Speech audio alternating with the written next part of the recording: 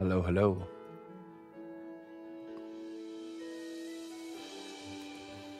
Good morning, everybody. Welcome to our day number 9, working on our how to sculpt a robot here. Check out the homework. We finished off the kind of this top neck area and made the head detachable. That's what we accomplished last time. I think this week we're going to get into finishing the leg.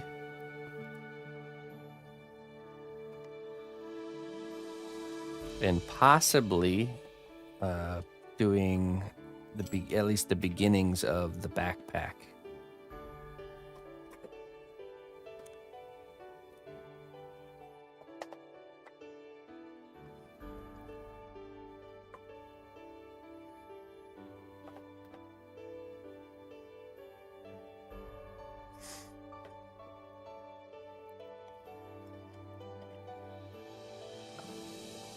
It just needs to be added to the playlist, but you should be able to easily find it for now.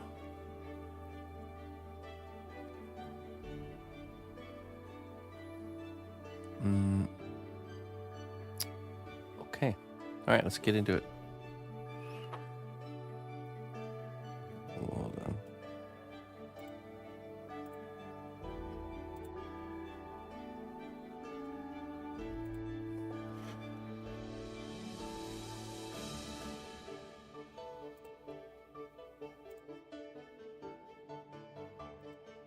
Oh, sorry.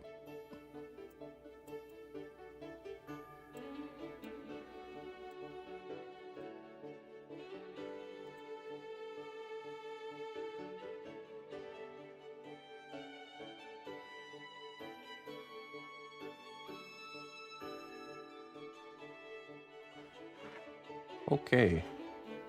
So that's what we got done last week after the homework session. Did some tubes connecting to here. Just kind of designed the whole interior area.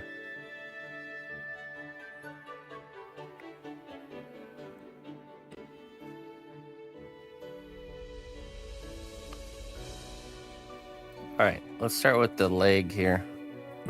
So really, this part, a lot of these parts can be done at any time, but the important part here is that the foot is done before we do this next part, and that's just because this part kind of sleeves over the foot, and it's much easier if we sculpt the foot first. All right, so let's get some clay glue on there, and we're gonna get to designing. I'm going for this kind of like metallic shin guard here.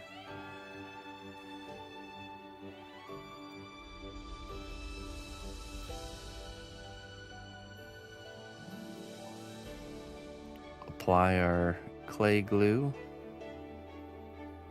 And usually I'll do a little bit of an overlap, so I'll kind of cover the top of the foot here with the clay glue. And that's just because I just don't really know where the clay is going to be touching, so it's just better just to get it kind of everywhere. It's not going to hurt it any if you don't actually cover that spot. Once it gets baked, it locks in and you can't really tell it's there, so.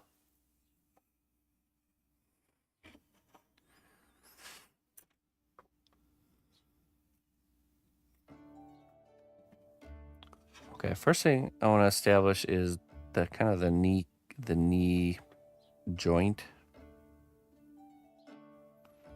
So I'm just going to kind of put some material here.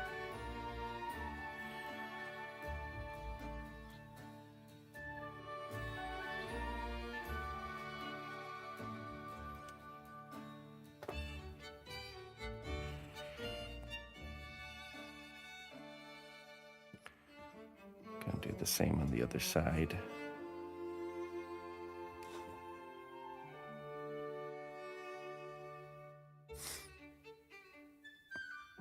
So first thing I'm doing is I'm just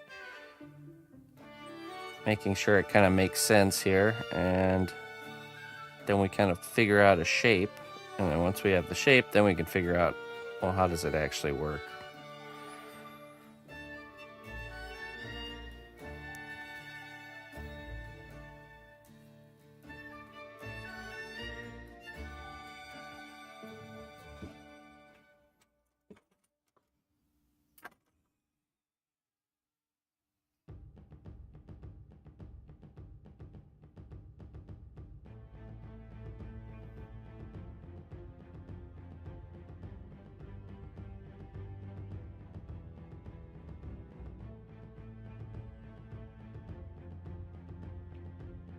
Establishing a little plane there. I'm thinking like flat on the sides and then kind of a curved plane here on the front.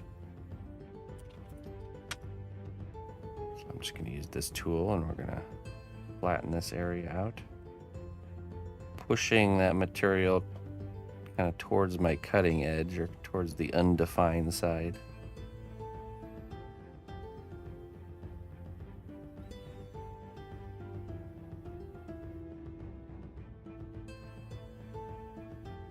It's better to do many small, like low pressure passes than to try to push really hard and slide the tool.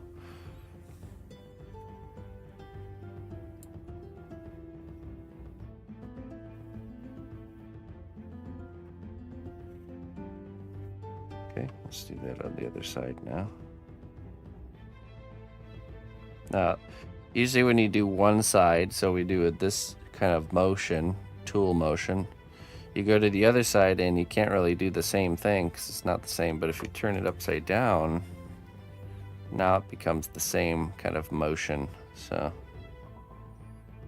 you'll find that that's one of the better ways to deal with a lot of situations with symmetry is you do one side right side up and then the other side the other way, and that way you can use the same kind of tool motions.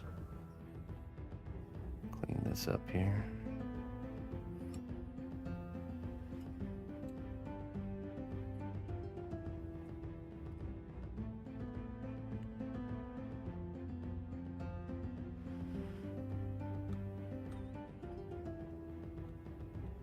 It's also probably a good thing to practice creating the same look with a different tool motion. But, you know, it's not very easy.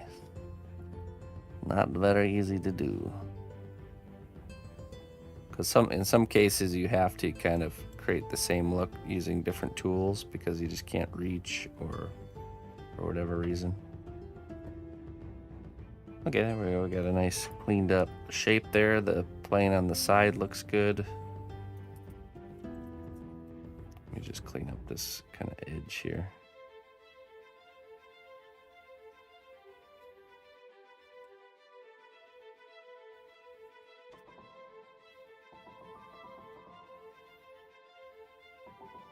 If you got a little rounded edge like that, that's how you can do it, is you just kind of run a tool like this along one side and then along the other side, kind of getting that clay to come to a peak.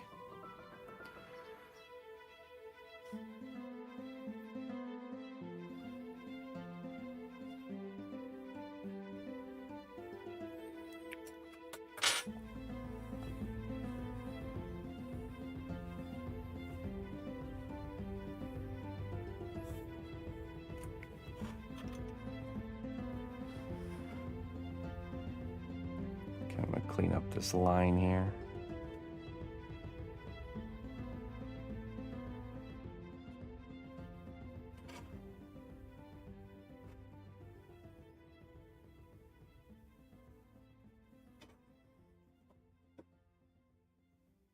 Hey, thanks for the raid, man. We're doing a live class today, so I'll have notifications turned off. Thank you very much. I appreciate it. This is day 9 of how to sculpt a robot. So we've demonstrated how to make this robot from start to finish in a way that people can follow along and learn my method.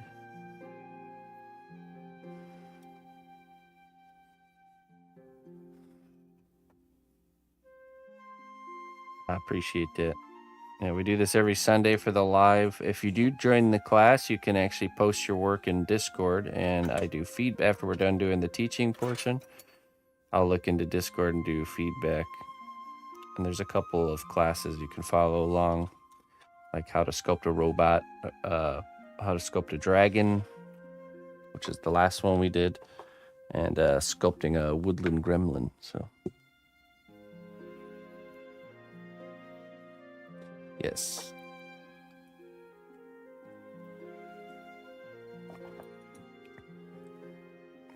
Okay, so I'm liking our shape that we have here, but I need to figure out, okay, how does this actually move and how does it work.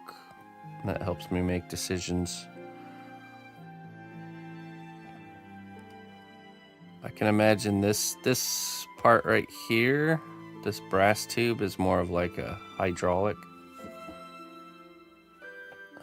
which we can sculpt in to make actually look like a hydraulic. So it kind of compresses and goes like this. But this part stays solid, and then there's a bend or a hinge here. So we need to demonstrate that. Just use some circle tools.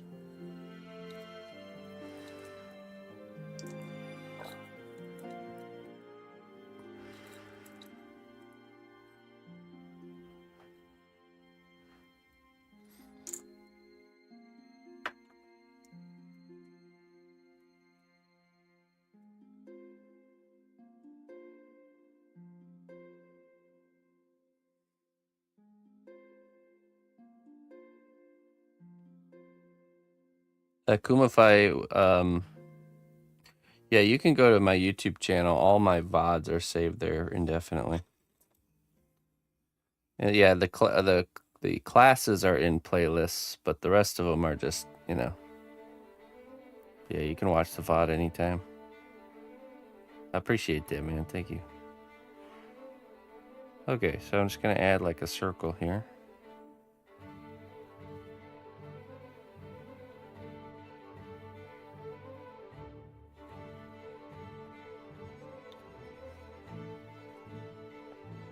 Let's do it on the other side too. Just make sure we're lined up.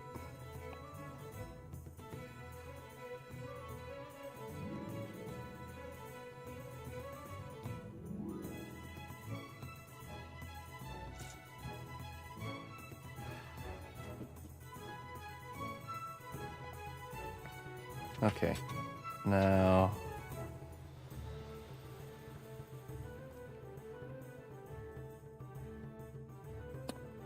so let's say this piece is attached to this.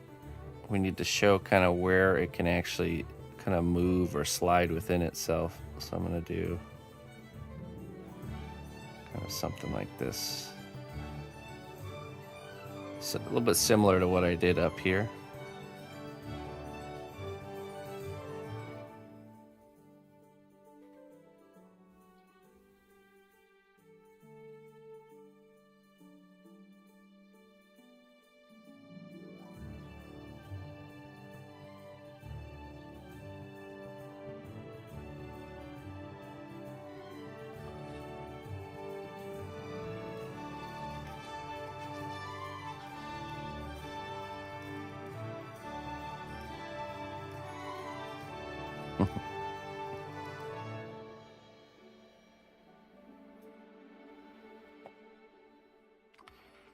Okay, I'm not going to change the shape. I kind of like how the shape looks.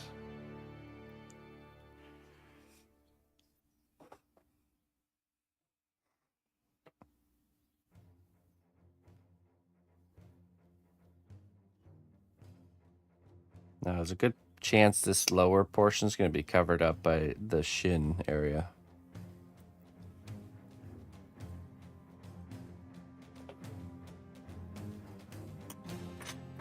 It's not the first time I've heard that, Kumafai. Definitely not. You are justified, friend. Okay, let me get. Seem to be missing a tool here.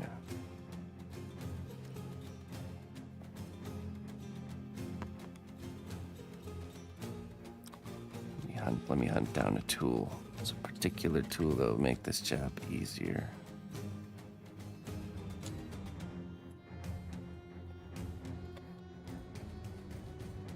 Might as well grab any stragglers I find along the way.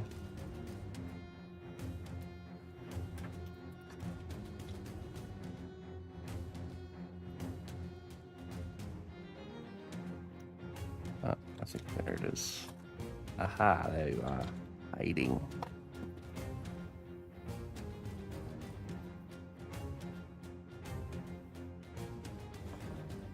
It's just a flat tool like this. I'm just gonna take the edge of it and kind of roll and push in there.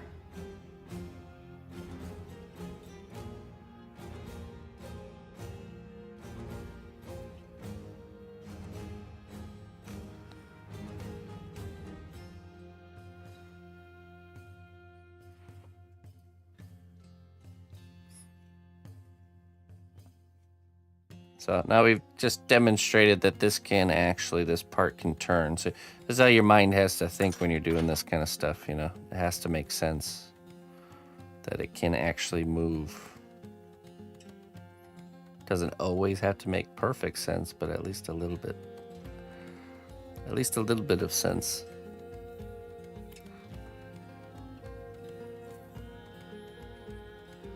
Okay.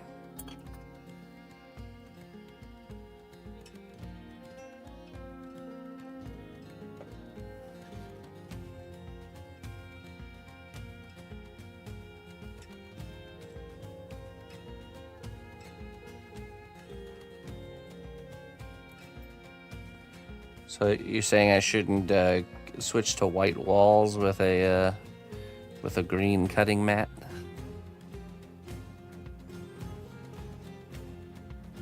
Everything in its own plastic bin.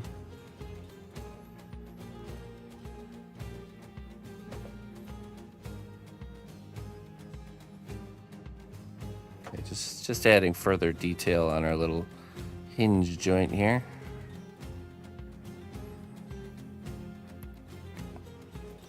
We'll also add some little separation lines. Maybe like maybe here.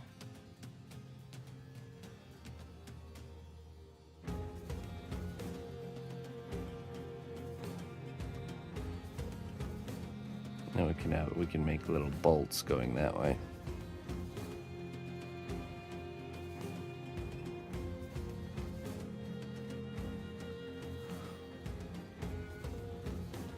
Open your sculptures that used to be on the shelves. Which ones? All those ones up there?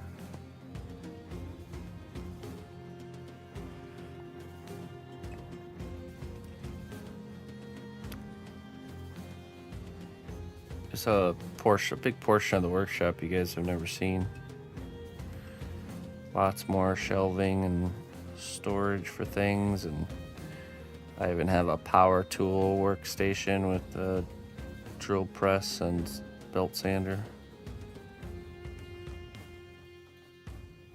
In the forbidden realm of the workshop.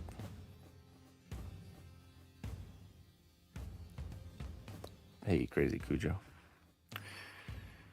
Okay, I like how that's looking.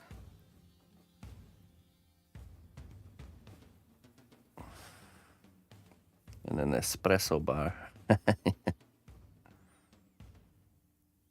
The coffee machine migrates from the kitchen to the... sometimes it's in the kitchen, sometimes it's in the workshop. Okay, now this backside we're going to clean up. Figure out what's going on back here.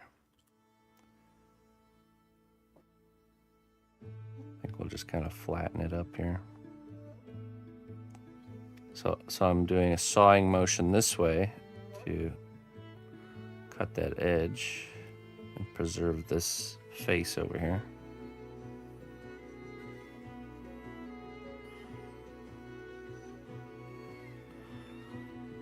I think it's important to realize that those little tool strokes matter, you know, and getting that sense for what kind of tool stroke to use for what you're trying to accomplish just takes time. Be patient with yourself.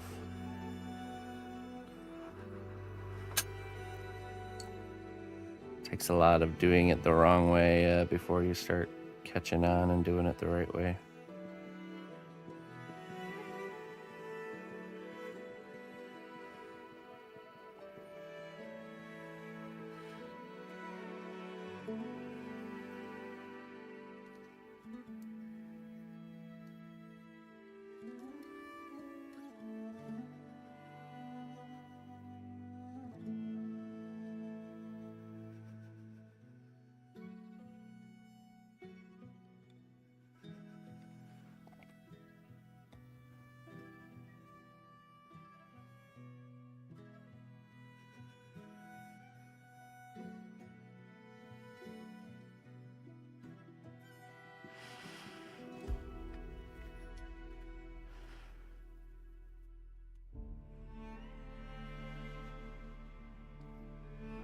Okay, this corner's all a little wonky. I think we're gonna cut this corner to be more like here.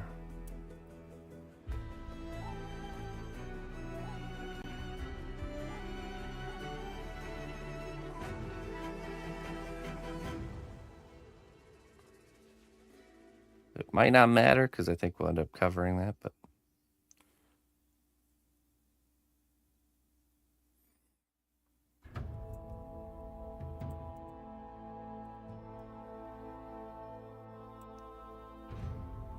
I also think we might zap this with the heat gun. That's knee. We'll finish off the details here.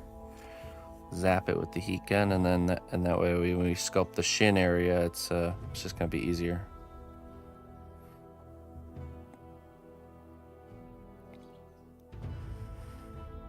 Okay, so then this should go up like this, kind of mirrored as it is on the other side. Again, I'm thinking about how it moves.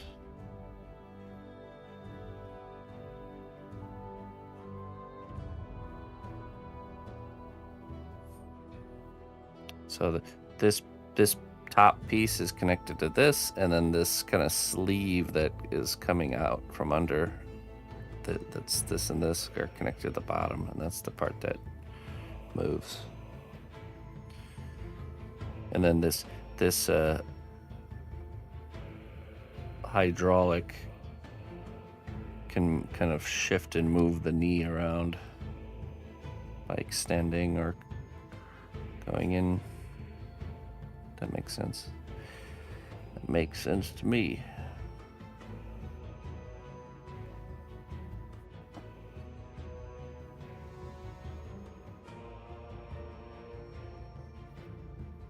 I will add that hydraulic sleeve to kind of show that. Okay. I think our loop tool will be better for this one here. Just gonna reach in there and pull this material out.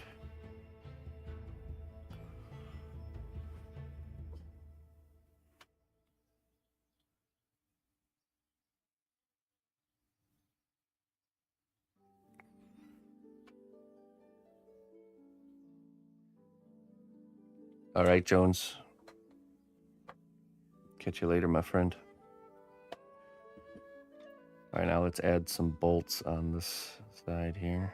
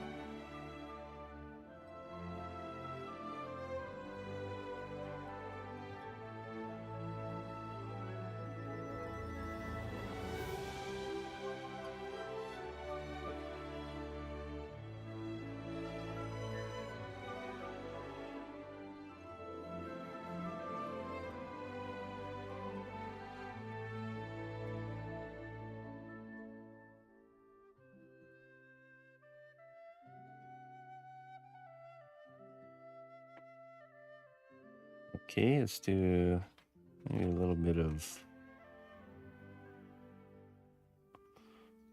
kind of rust detail in this kind of middle of this face here.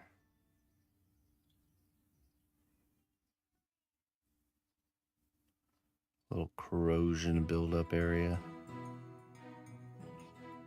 I usually pick a spot to have it more intense, and then I kind of feather it out so it gets lighter and lighter as we get towards the edges.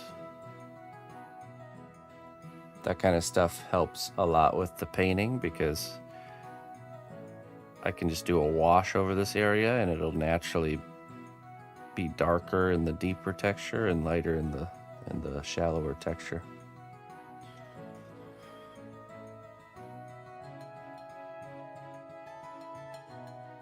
Ship it.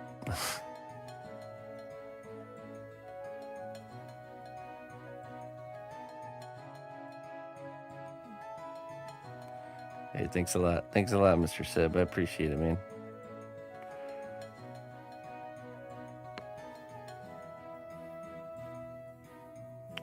Okay, let's do that on the other side. Now, there's kind of a defect here that I'm keeping. Sometimes you have these little like defects in the shape, and you can just incorporate them as part of the design instead of fixing them. Unless it's in a really inconvenient spot, then go ahead and fix it. But I'm just gonna make it look like some sort of piece of damage there. Do a little bit of corrosion in the middle here.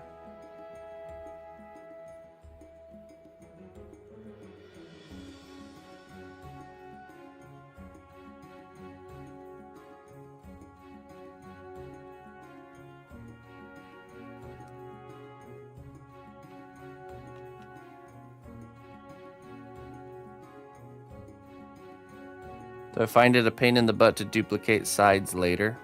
Yeah, it's normal. Embrace the pain in the butt, and yeah, it's the battle of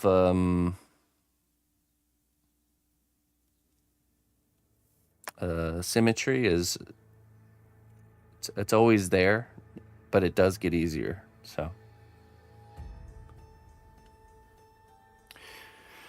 the thing is, I try to do is by having this procedure that I work in, I can duplicate the steps. The closer you are to duplicating the steps to get the finished result, the easier it is. So like, for me, it's, creating this shape and then pretty much doing things in the exact same order on the other side.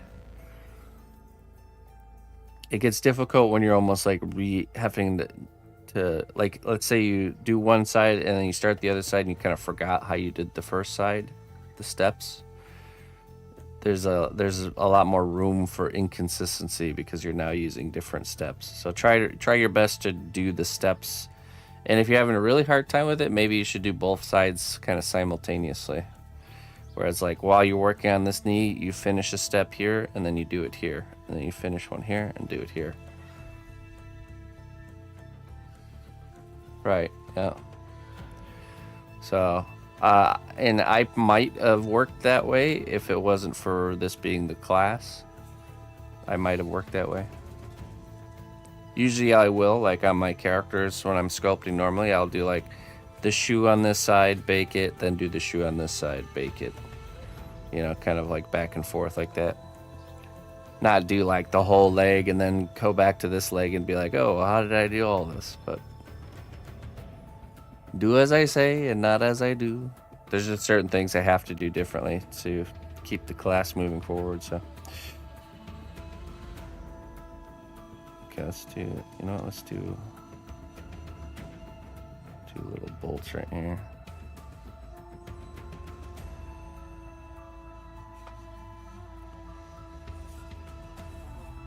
And I think I want a little bit of like a gasket where this meets up at the top. So let's roll out a little clay snake here.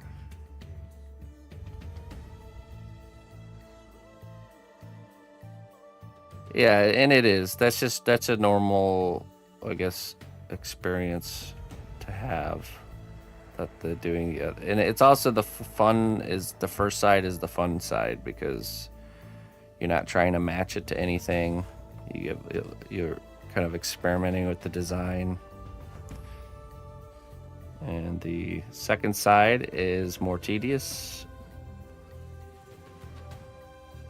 And you don't have that fun aspect.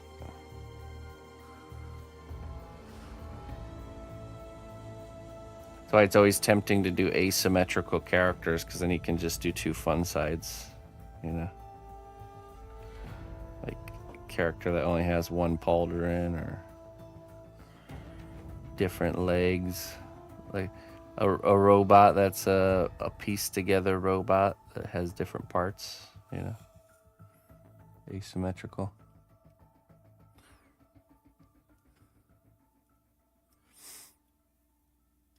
Hey, what's up, Looney Lorna?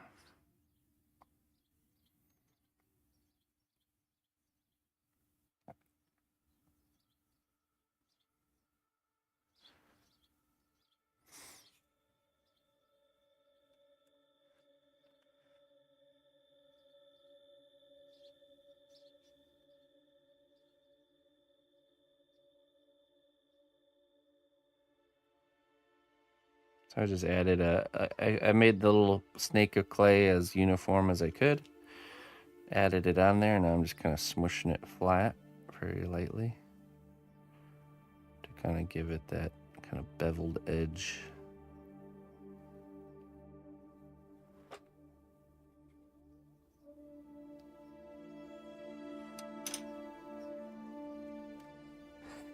Dang. Yeah, you start to see the desire to sculpt a lot of pirates all of a sudden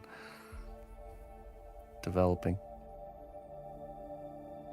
So yeah, man, you know, I'm just gonna become known for my pirate character sculpting.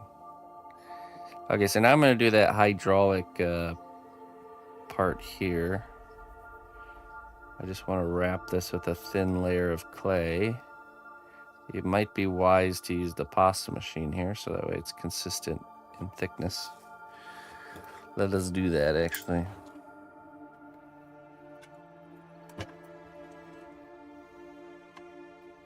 So I'm going to use like a pretty thin setting, like a 4, what I have it set to.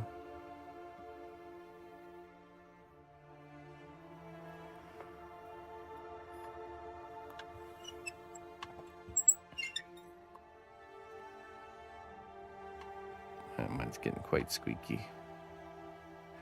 Needs to be greased. Oh, that's lovely. Okay, so we got our thin piece here.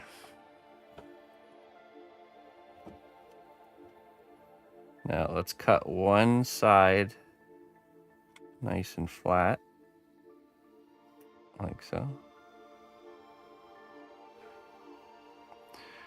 Now we want the seam to be within reach, so it's always tempting to put the seam kind of tucked away, which I guess you can do, but we want to be able to clean up the seam. So we want the seam as easily within reach as we can get it. So we're going to put it right there. I'm just going to carefully wrap this around.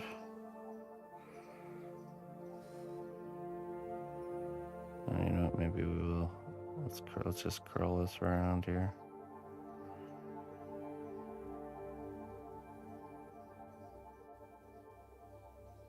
Pull it a little tight there. I'm going to cut right along the seam there.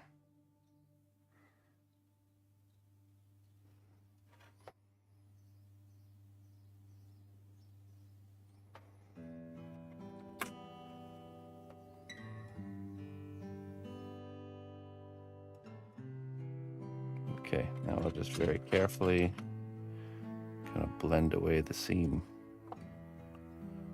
It's going to be easier to do this upside down.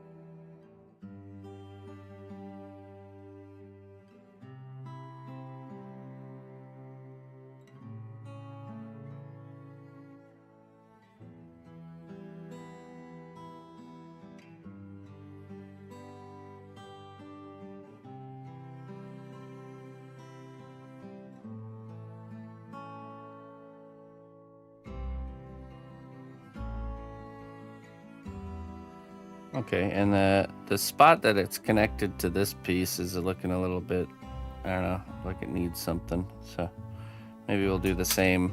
We'll just add a little kind of tube of clay and create a little gasket.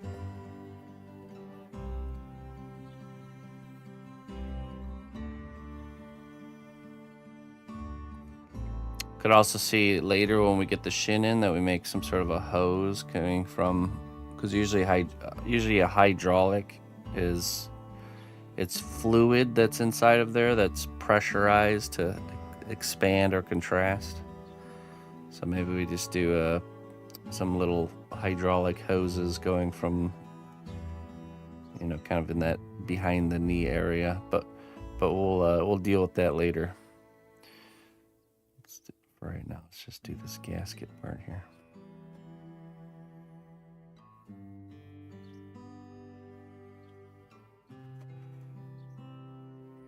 But we could make a little hole there to kind of hint towards it that we can use later.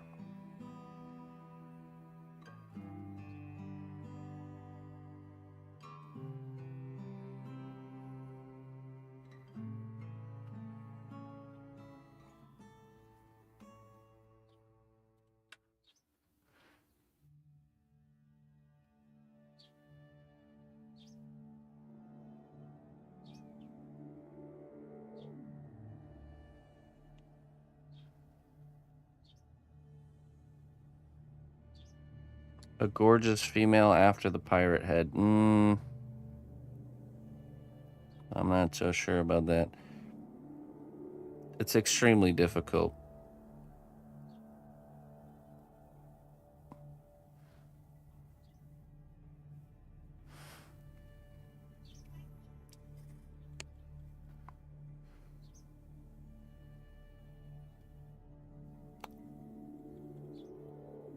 That's pretty higher level type of class, which I'm not sure.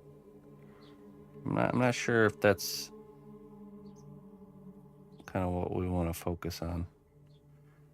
It'd be different if we, we want as much participation in the class as possible. So, no, it isn't. Yes, it is. It's very difficult. It's one of the most difficult things to do.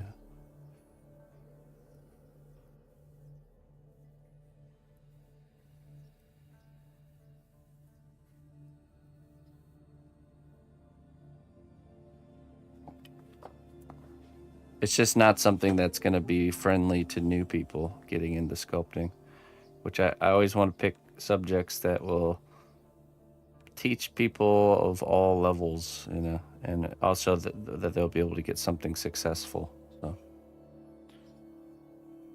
gorgeous female pirate with a beard.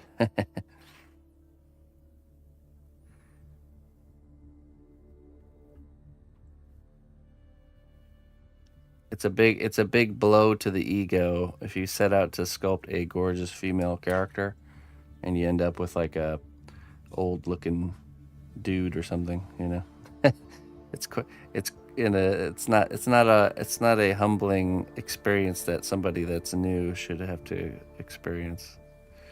They're not ready for it.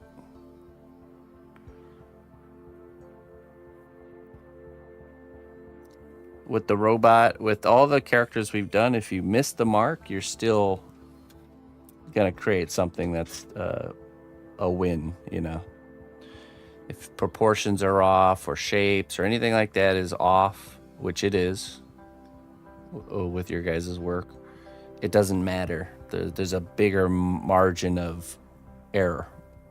But when you start doing something like a beautiful female face, or even sculpting something like a child or something with a very close likeness, the margin of error is very small, which means if you're just off a little bit on things, it's no longer a successful piece, and it's going to be a blow to the confidence. And yep, it's just, trust me, it's not something that's, I don't think anybody that's new should dive into. It should be something that you start pursuing later in your sculpting career, unless you're just so dead set on doing just that. Then yeah, go by all means, just jump right into that. But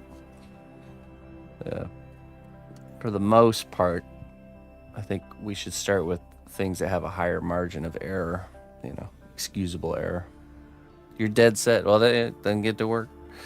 get to work. All you gotta do is just keep using reference, and you can apply the same method, like order of operations and steps, but yes, you just have to be way more meticulous with your proportioning, with smoothing things out, you know, stuff like that. I mean, right now I'm doing. I have a female anime character on Monday that we're working on. That's gonna show a lot of that type of work. I'm trying to think what else we have. Well, I will have a female Draenei character starting too. But I mean, at least she will have a bigger margin for error too, because she's a Draenei. So.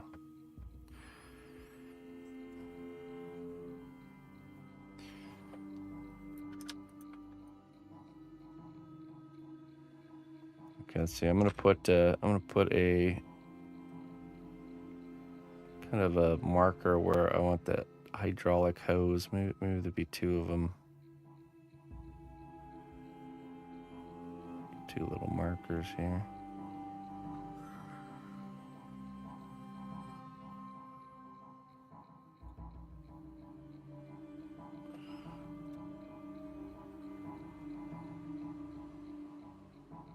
Very good, very good. Okay, so at this point I would bake this. Now I'm gonna bake it just using the heat gun really quick here, but I would recommend you use the oven, that you don't do the heat gun. But for the sake of keeping the class moving forward, we're gonna go ahead and heat this. I'm trying to think if we should start this next part up here too. I kind of want to build the backpack, the frame to the backpack today, at least. Just trying to think how we want to do it. We want the backpack to be a detachable piece here. Hey, thank you, Cheese.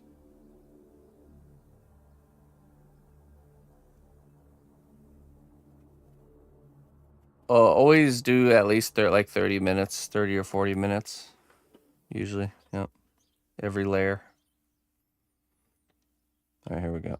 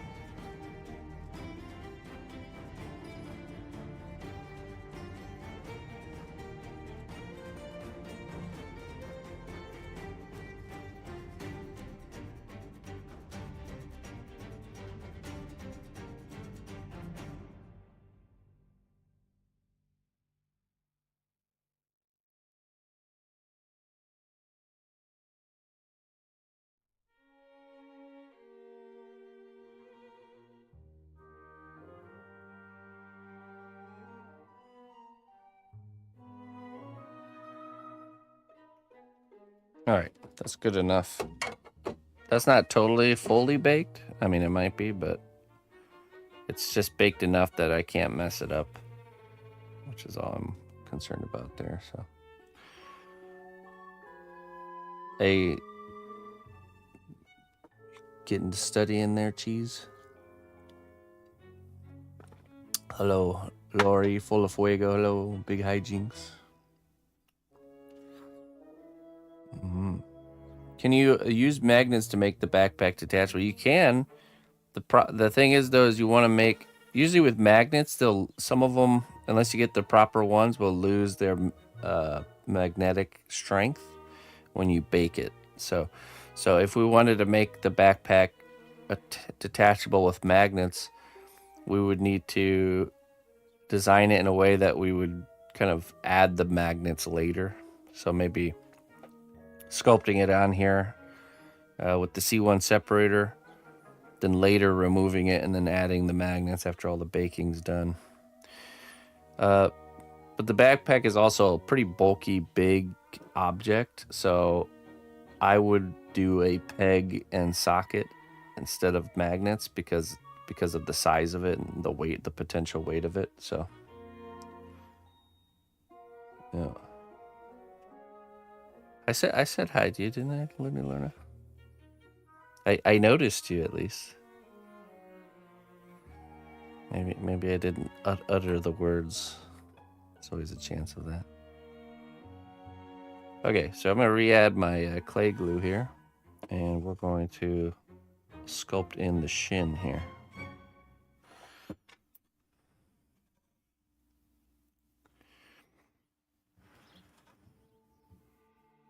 Yeah, we'll figure out how we're gonna do the backpack after we get this shin figured out. So I'm just gonna take a kind of a mass of clay here, and we're just gonna start figuring out the shape that we want.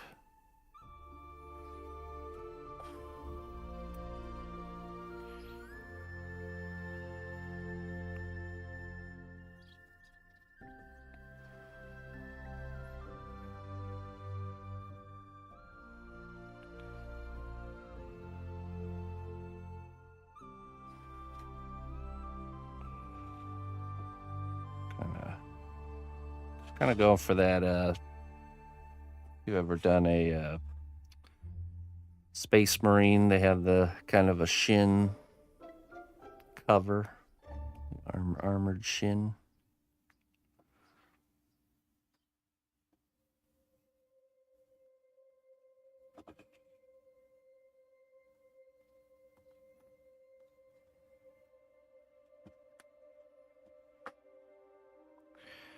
Build up the mass first, get the shape we want, and then we can start doing the planes.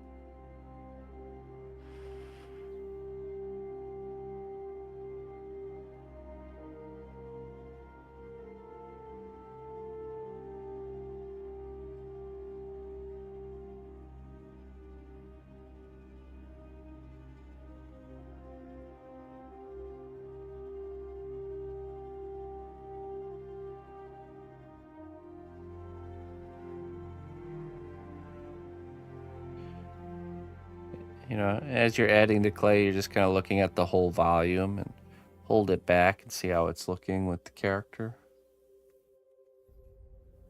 You know, as you're designing your robot. This side's more straight and this one kind of concaves in, so I'm going to add some clay there and remove that concave.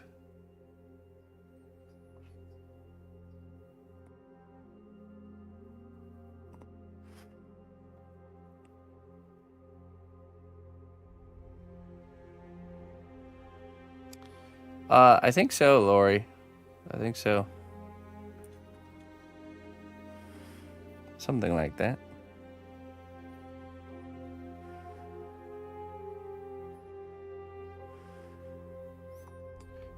Okay, so now we're gonna start figuring out the actual planes here. We're gonna blend together these shapes.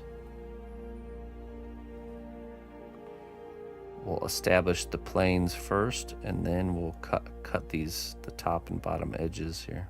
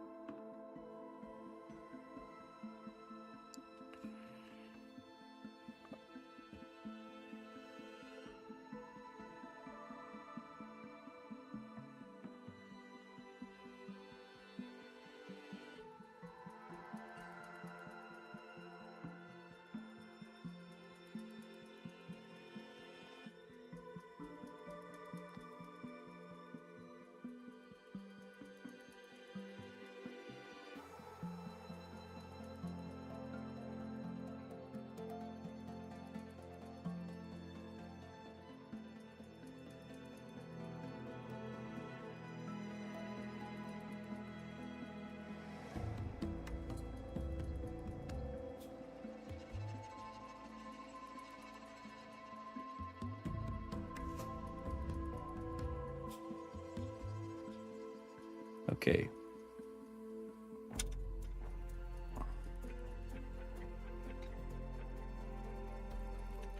Nice, cheese. So I'm gonna use this tool to kind of create our planes here. Let's just make it flat on this side. We flatten out areas to kind of figure out where the corners are. How does this go together? Where are those kind of connecting plates?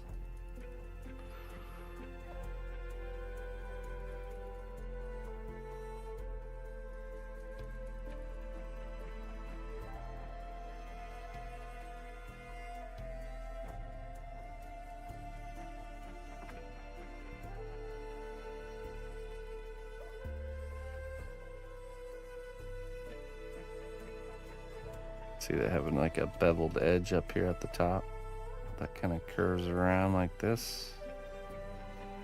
Goes into this plane here.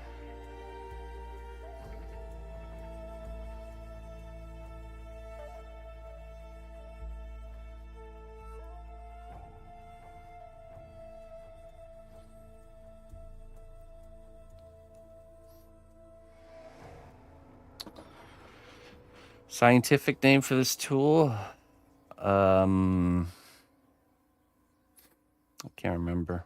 It's a surgical instrument. It's a, I think it's a nerve elevator.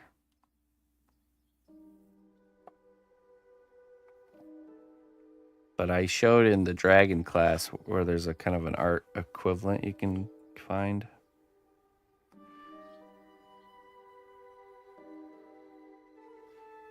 It's essentially just a flat metal surface, or not flat, a curved metal surface. It's got a kind of really smooth polish on it. It lets us just kind of glide it across the clay surface, making things look nice.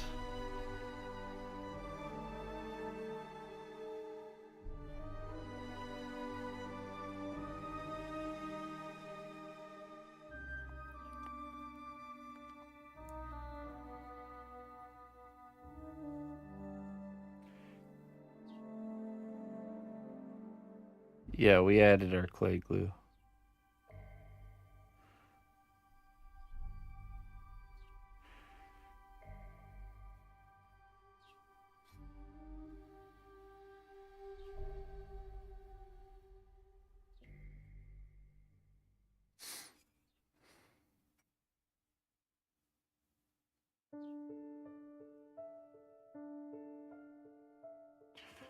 Okay, let's do kind of a flat spot here on the front.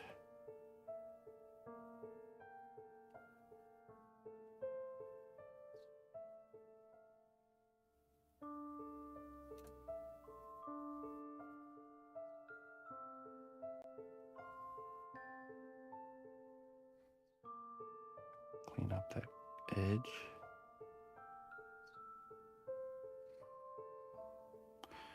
Again, I'm not worrying about the top or bottom edges. We're just kind of establishing our planes first.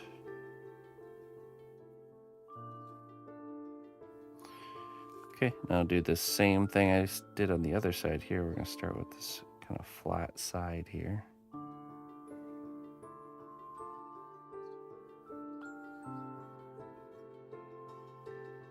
See, I'm starting to see a little indentation here, so I'm pushing all the excess material to that area. See how I do that? Once you kind of realize there's a spot that needs a little bit more, then all your tool motion should be pushing that material there. That way we don't have to add more clay, just moving around what's already there. Sometimes there's just not enough there and you're just going to have to add, though. It takes time to figure out when's appropriate to do that.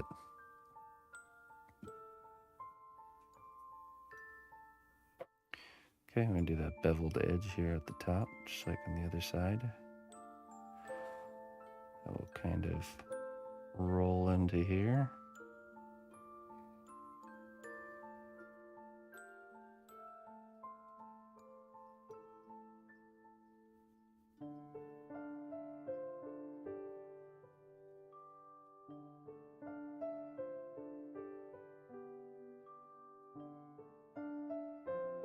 Might need to add just a smidge there.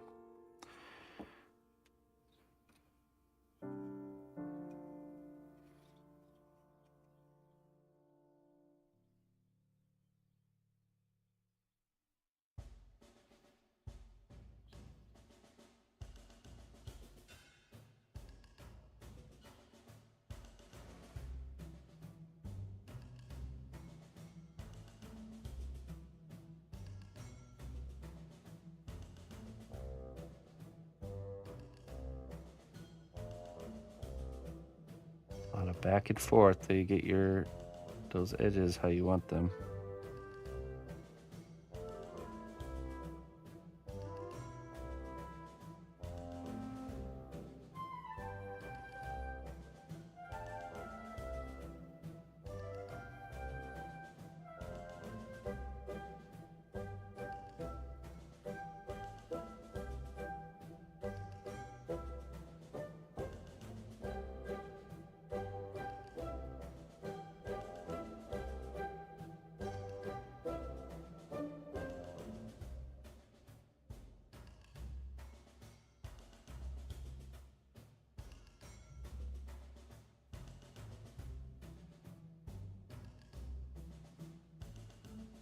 Definitely see we're gonna have to add some material here to match that other side here.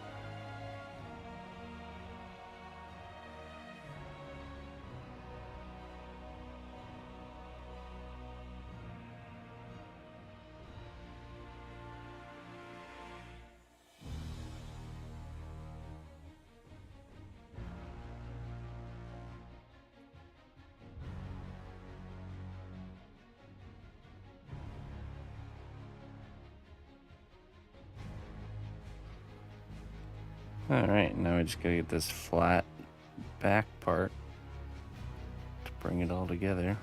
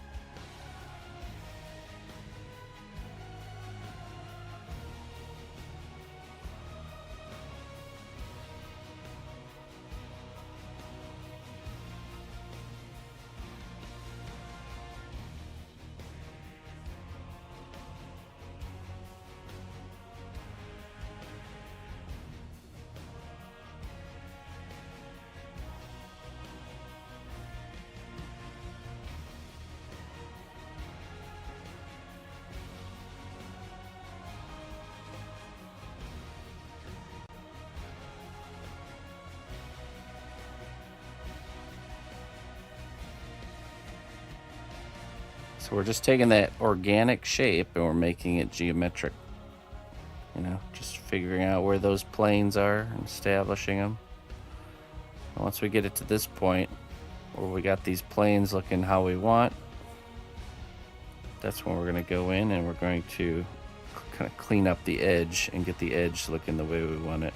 So I'm just going to use a really sharp knife here.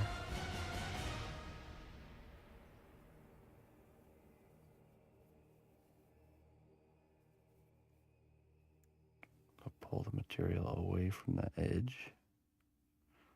Get that nice crispy edge.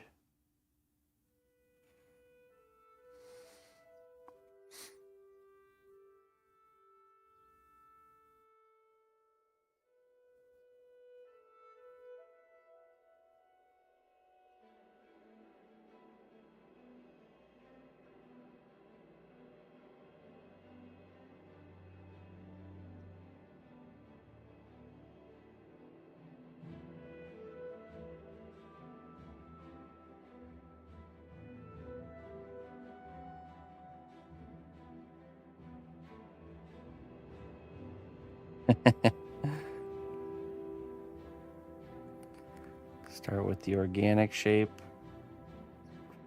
volume, and then you just kind of work planes into it until it's more geometric. And then once we're happy with all the planes, we go in and we just cut these edges.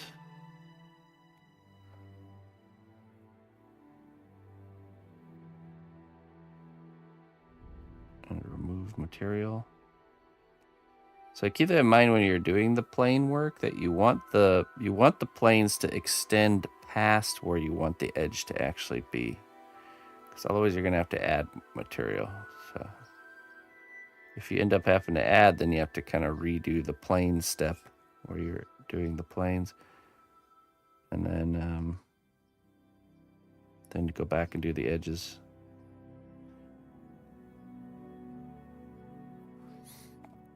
You know, like this material right here is down further than I actually want it to be, so I can easily go in and just make the cut.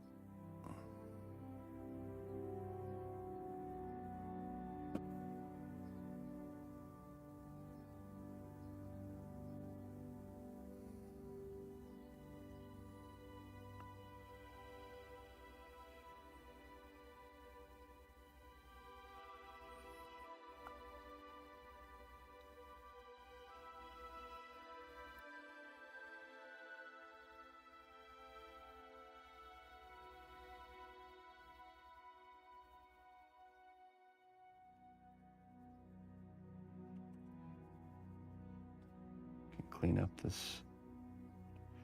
Sometimes you get these little deformities from the blade. Just clean them up with the tool, no problem.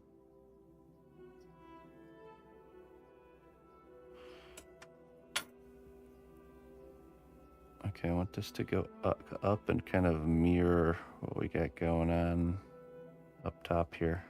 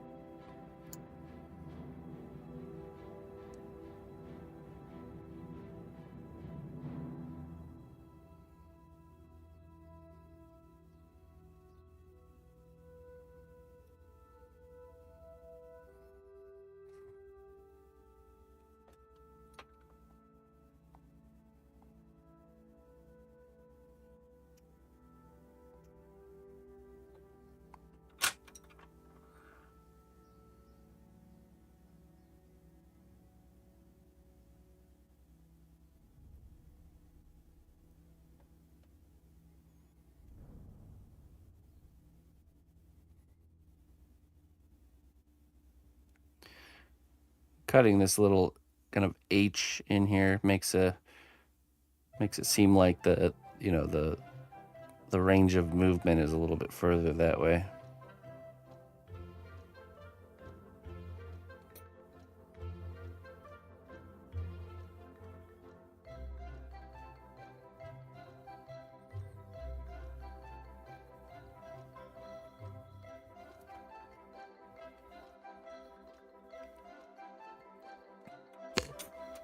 Is sculpting miniatures a perfectionist art? No, it's sculpting. It's just a different set of tools, different workflow, you know.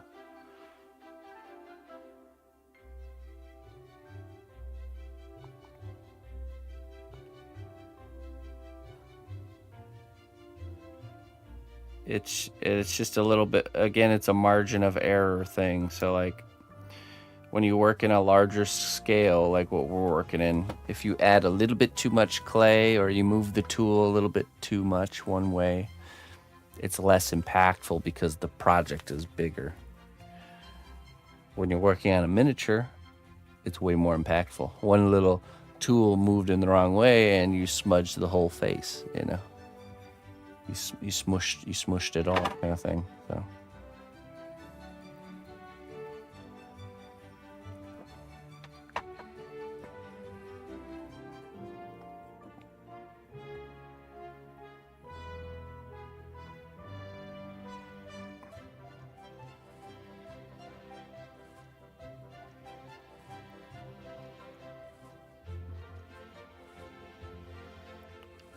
So I suppose there's a little more of a tightness you have to have.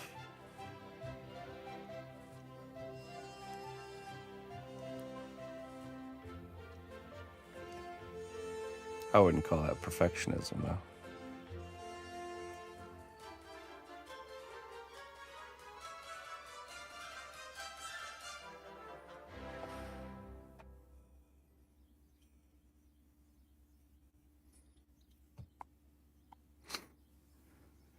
Okay, let's cut it over here on this other side here.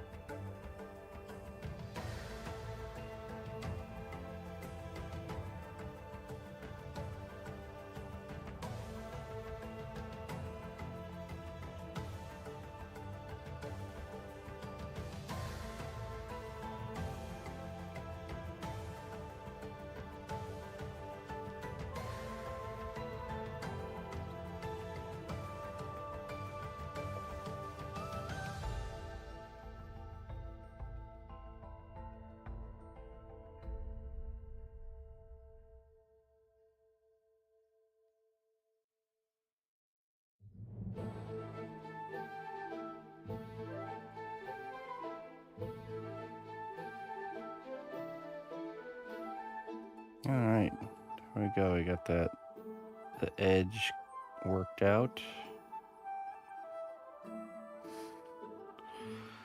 It's always nice when it comes to life when you just kind of trim up that edge.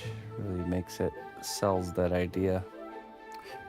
So at this point, I would go through just like we did on all these other metal parts, and we'll add some, you know, you could add a little greeblies. We could add a little using our circle tools, create plate lines and rivets and all that fun stuff.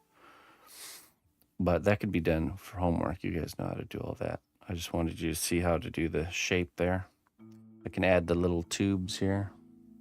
if I want to. And then, of course, that will need to be done on the other side. Okay, let's see here. We don't have time to get into the backpack, so we're just going to have to... That'll be the homework. Like what kind of greebly? I could see like some sort of, you know, rivet or something right there. Actually, yeah, I have one. Let me give you an example.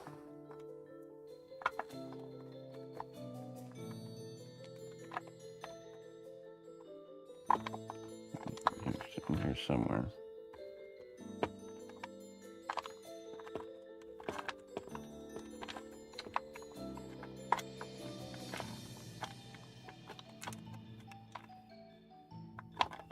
At least I think so. I might need to make more.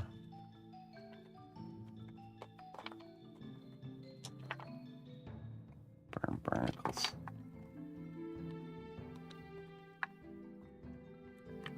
And I'm not sure if I have one.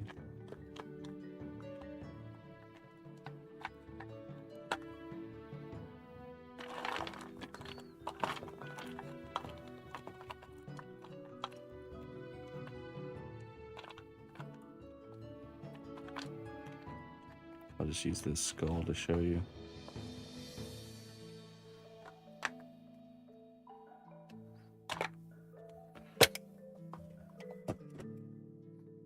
You know, like a little rivet, a little detailed rivet right there.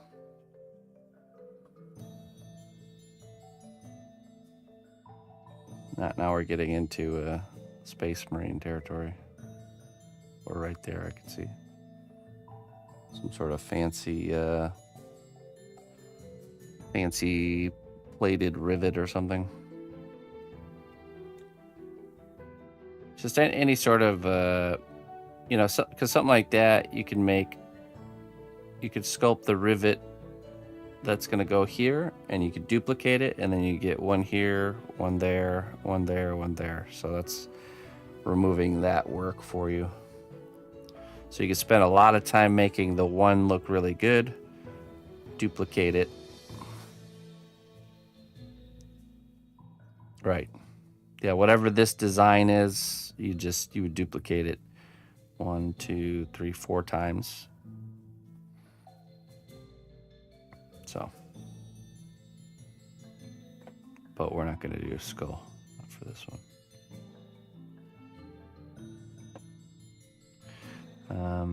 Okay.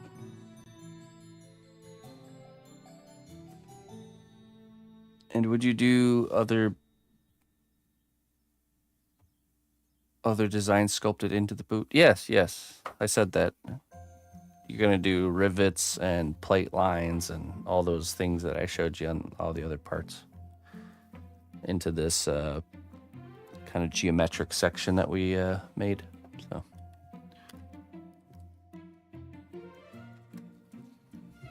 So that'll finish off the legs, and then I guess next week we'll probably just focus just on the backpack next week. So we'll start off with how we're going to make the backpack detachable, because we want to isolate the backpack as like a piece that's separated that we can hold on to and work on separate, but then it also reattaches, and that'll make life a lot easier. So let's see. Let's head over to Discord. It's going to complete the instruction part of the class. Let's see what you guys got over on the Discord.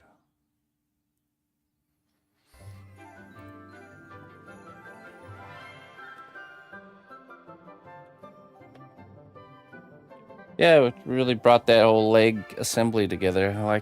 I'm liking how it's looking.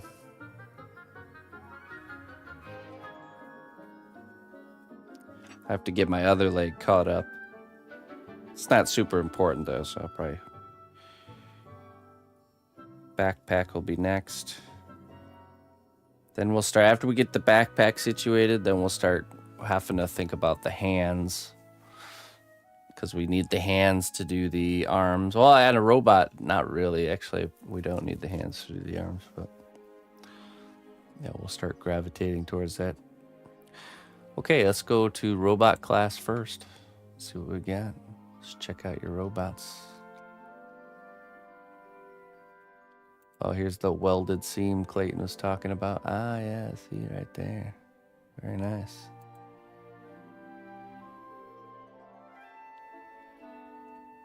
Really enjoy weeks like this, getting to attach the head and the antenna and the hoses. Started to bring it all together. Yeah. Yep. Those are the fun parts of the process where, you know, in the earlier stages, it's like the ugly duck stage. So, and then when we see all our pieces come together, that's when it gets really fun. This is looking great.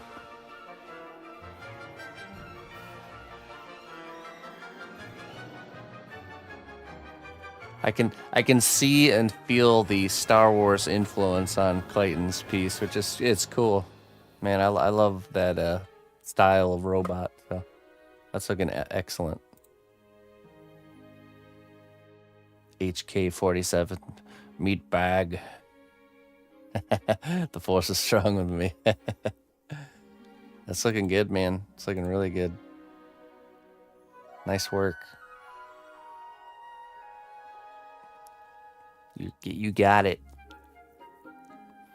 Howdy, folks. Here is an update on the most recent robot I did. My body was not quite as big as yours, CNOT. Yeah, I kind of like the slimmer body. I like the bigger one too, but yours is working. My original game plan was to make the body smaller, but it just ended up working out this way. I like the goofier proportions too, though. I think what it was is I saw Decent Things do his robot, and he had a bigger, on his sketch, he had a bigger barrel bodied, and I just liked how that looked. So that's why I made that shift. But let's see here. Let's take a look.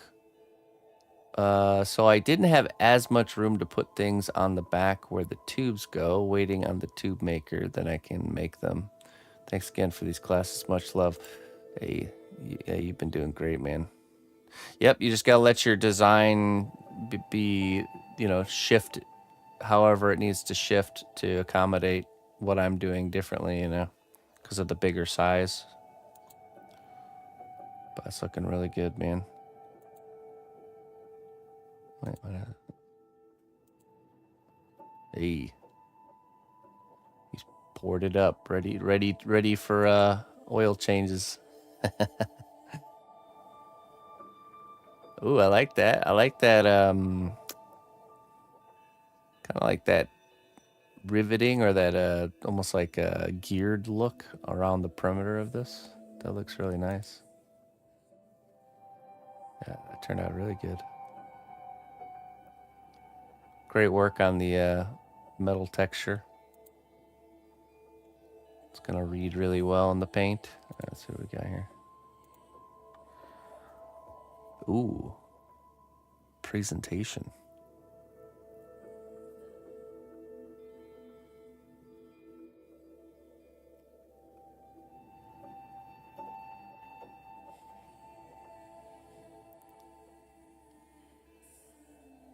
Excellent. It's looking wonderful. Yeah, we're gonna cut the door out of the front side at some point. I don't know when we can do that. Yeah, we'll see.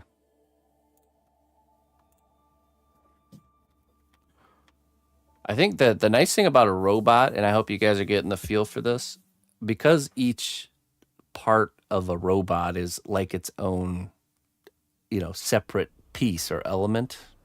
It's very you can essentially work on. There's no like you have to do this one before you do this one, like it is with more organic characters where you have to do certain things before you do other things for things to be easier. With a robot, each section can be done very modular, exactly. We could essentially build a robot by even building the pieces like a skeleton. We could build the pieces individually and then put it together. You know, like we don't even have to have all the pieces together. So the modular nature of the robot makes it you know, that might be a good idea for a character that gets fully duplicated and altered. It's robots. That makes sense. Come up with a robot design, duplicate all the pieces like I did with the Tyranids, and you could make a whole army of robots. It's just coming up with a design that's good enough to duplicate is the trick there. So very nice there, Soldier Dude. You're doing great, man. Keep it up. Levita Lux, what I did this week, the removable head / neck situation. Yay, I figured out. Good. Top area took me like 500 hours, probably an exaggeration. Figure out the hose maker. Turns out I had it turned horizontal, not vertical. Okay. Second boot and epoxied the arms. Okay, let's see. Ooh, all right, I like those hoses. Those are very clean. Head looks firmly attached. Real nice. Working on that symmetry. Second boot. It's there, you know. And this thing is, it doesn't have to be perfect, as long as it's close enough, and you're definitely in that close enough range. So, yeah, see. Those shoes look fast. Yeah, those are the kinds of shoes you just like instantly gains foot. You guys remember in elementary school there was that kid that had the cool shoes that was like the fastest kid? I think when we're kids we're more like how the orcs of 40k work, where if we think it's faster then it actually becomes faster. Like if you paint it red then it actually becomes faster. If you're the kid with these kinds of shoes in school, you are faster. It's not a matter of if. You just are. Awesome. Okay. Looking good. Very good, Levita Lux. Nice work.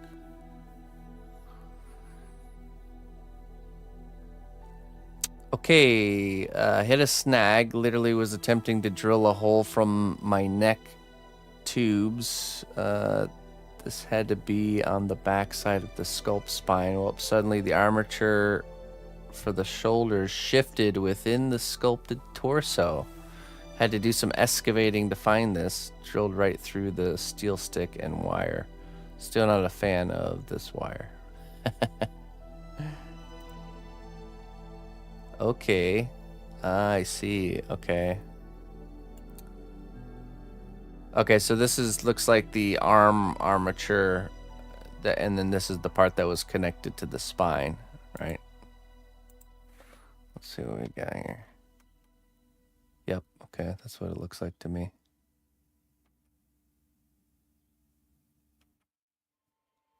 Right.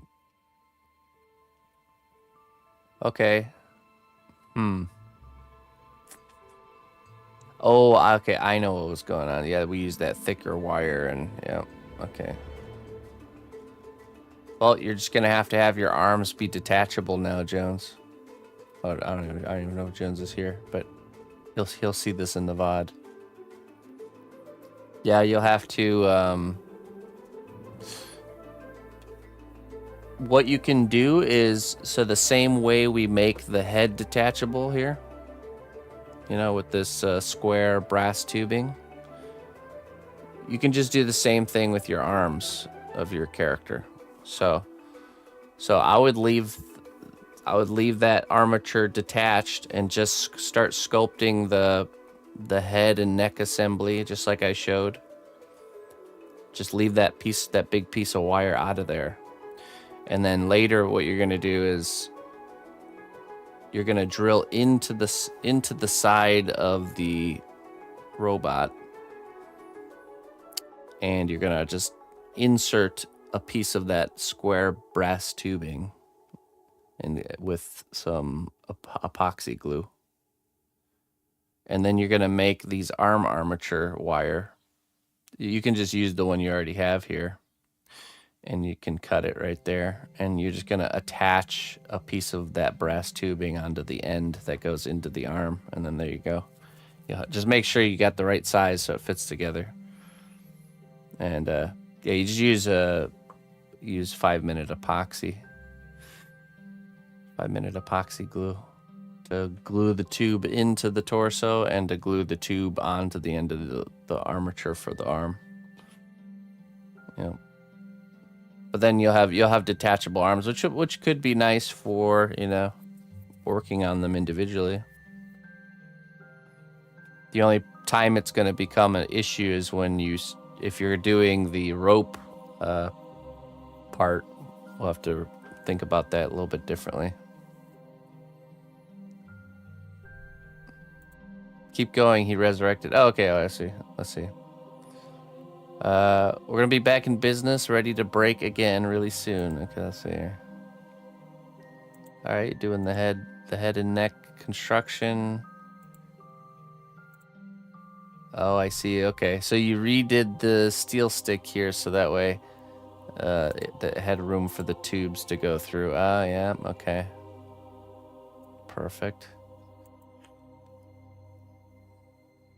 Okay, crisis averted. I needed more steel stick, I think, to lock in all in place.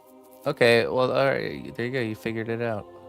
This is what I like to see, because this is what it's all about, is having the tools and know how to get past these issues, you know, problem solving, creative problem solving. So good. That works. And now the head is detachable, and there's a channel now running the wiring from the torso to the head. Perfect. All right. Nice. I like the way the boots and stuff. I like this character. You know, he reminds me a lot of from that animated robots TV show, or not TV show, movie with was it Robin Williams was the voice of one of the characters? I think it was just called Robots. He totally has that same kind of vibe. Yeah. Nice. All right, good job, robots. You guys are doing great. Keep it up. Keep it up. You're on the road. I think at this point too, that's another thing about the robot class is the difficulty of each element is pretty much the same. So it's not like with the gremlin where it's like things are really easy and then all of a sudden you get to the hands and you're like, oh my goodness, this is hard. I think the difficult, if you've done this part or any of the parts we've done already, it's going to be the same difficulty level as doing all the other parts. So it's much more, I feel like, steady. So.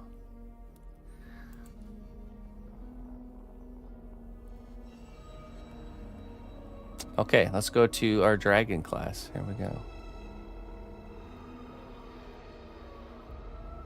Finally finished the front half of my dragon. All right, let's check it out, Alpha. All right. Ooh, that's looking nice and clean there.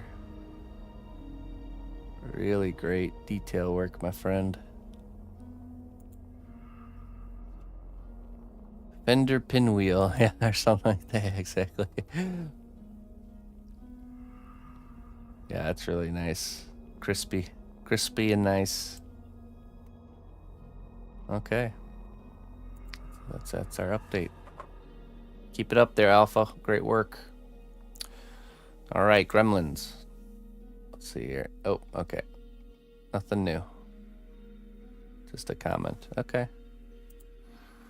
And just so you guys know, if anybody's tuning in and wants to join in any of these classes, we got the woodland gremlins. Here's our gallery of finished work we can check out. We got dragons, woodland gremlins, and robots. You can start right now. Check out the playlists on YouTube. There's playlists for each of those classes. You just follow along, pausing the video whenever you need to. And you can get all the tools and materials information here on Discord in the general class info section. And then you can post your work here each week. Robot class, dragon class, gremlin class. And I can give you feedback. And of course, you can come in and ask questions. I'd say try to do that during the class. But if you have something going on during the week and you really need a question answered, I can do it then too. It's fine. That's fine. I'm okay with that. So just come into the stream anytime and ask. But you'll probably need to post your photos here. So exclamation point Discord in the chat to get into the Discord. But anyways, I think that's gonna be it. I think that's gonna be it for today. Yeah, I'm gonna get on out of here and go get some work done in the garden and get ready for the new week. So June, 'tis the beginning of June. Crazy. All right, thank you, friends. Let's find someone to raid, and I'm gonna get out of here.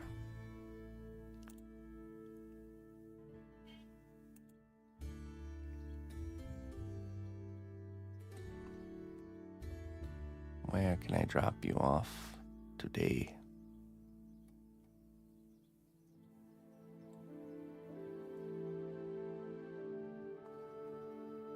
Got Charles on. Glad Sask. Yeah, let's go raid Glad. Check out some more sculpting.